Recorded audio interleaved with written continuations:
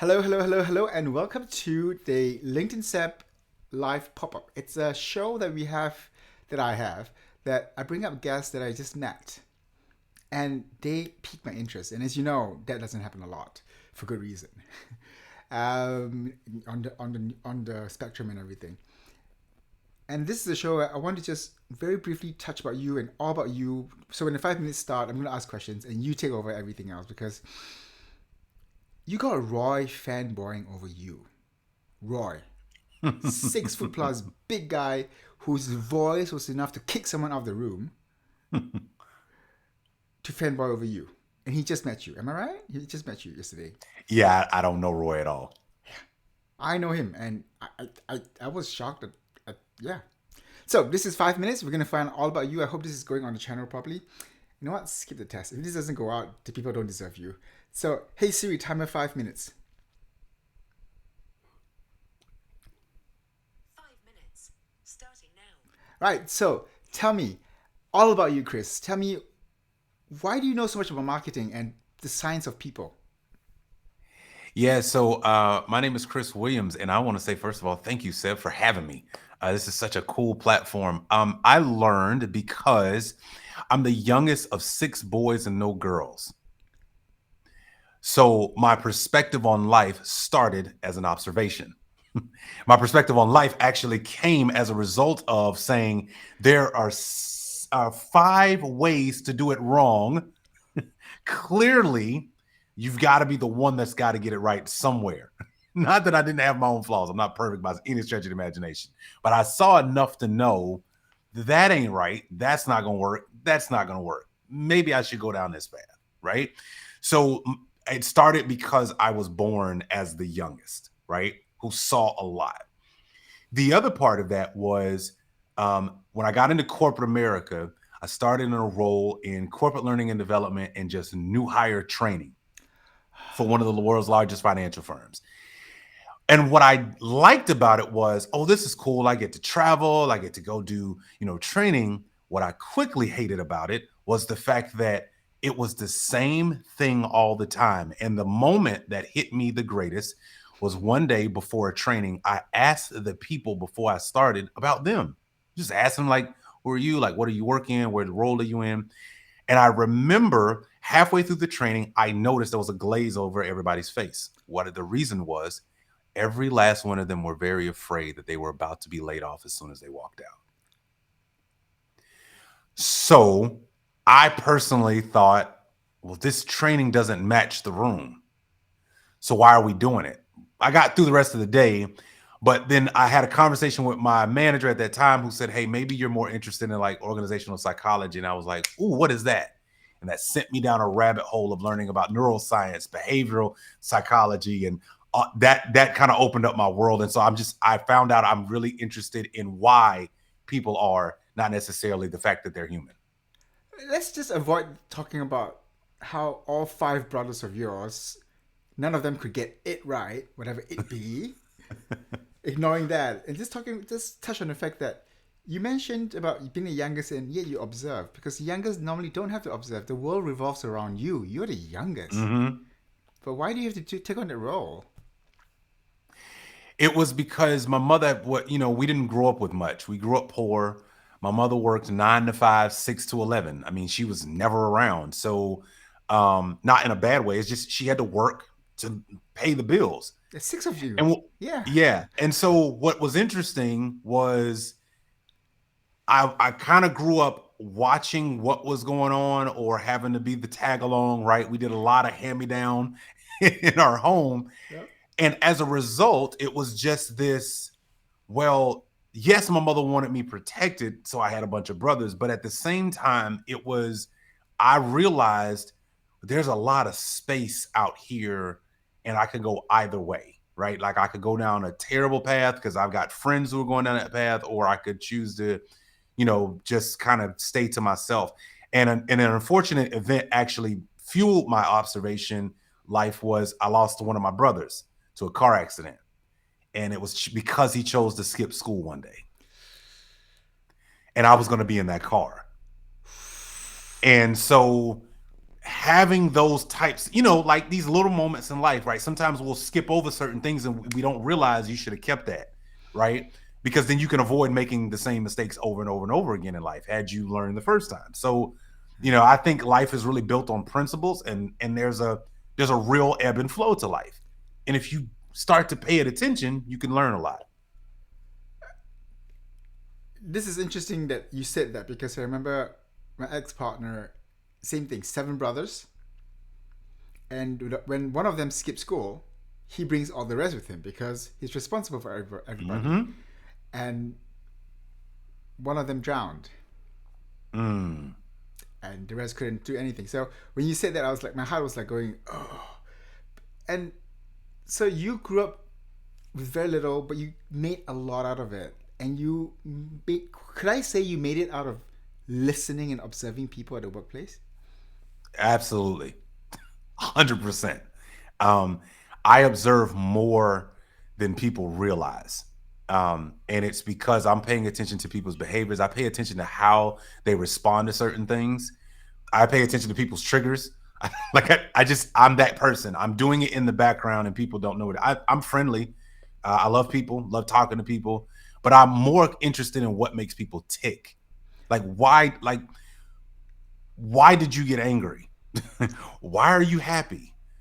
Why is this frustrating to you? What makes you decide to be that stubborn to not want to change? I'm just interested, and I'm not judgmental about it. I'm just interested because part of my work that now today is I like moving people towards an end goal. I like seeing people get the light to cut on, right?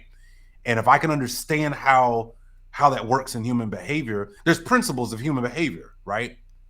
So there's triggers, there's certain things. And so if you can understand that, then you understand really quickly, like, oh, that's why NLP is a real thing. That's why neural pathways and understanding how the brain works and how you can change things. Like, I'm interested in that stuff. So I love it.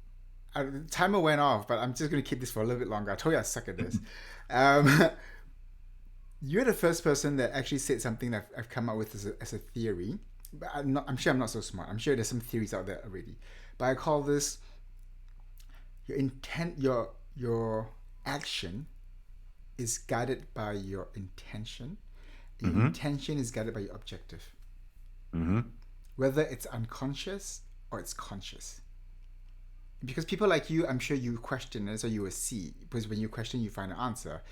Mm-hmm. And a big problem I can see you having is the fact that you try to tell people what their intentions are before they even know it, and they just refuse to take it because they're like, I don't even know my intention. Why do you keep telling me you know my intention? Even though they know you observed it and they realize it at a later point in time, but right there and then when they haven't have awareness yet, they freaking hate you because you're telling them how they are acting and giving a Right. label before they even have a label for it. I can see you being the number one guy. They go for like, stop telling me how I act and stop telling me how I feel. You don't know how I feel. So tell us, what do you do? You haven't told us what you really do yet. Yeah. So I host a podcast. It's called the World According to Chris podcast. I help successfully discontent corporate entrepreneurs and professionals build and scale their side businesses faster. Um, the other thing that I do is I have a coaching program where I help people who are building out their side business and need help. They need that coaching. They need that guidance to be able to move things forward. That is my role. I'm a side business coach. Outside of that, the biggest thing I am as a husband, and as great, I'm a father of two boys as well. In talking about what you just mentioned with that observation, the one thing that I realize is that all of us are trying to get somewhere, but sometimes we need a guide. If you look at every great movie, there's a guide and a hero. They're typically not one and the same. Star Wars has a guide. His name is Yoda. He's a guide. He does nothing as far as the work, right? You need a guide. If you're watching a sport, the coach is never on the field. The coach is on the sideline. But he's just as important as the player, as the attacker, as the striker, as the pitcher, as the right? Like he's just as important. So that's my role when it comes to those trying to build a successful side business. You spoke about side businesses a lot. Why do you not encourage these people to come out and do their own business full time instead? That is a great question, Seb. And I get that a lot. And here's the reason. Most people do not have the stomach to jump that far out in the deep end. Right. You just don't. What most people need is the step.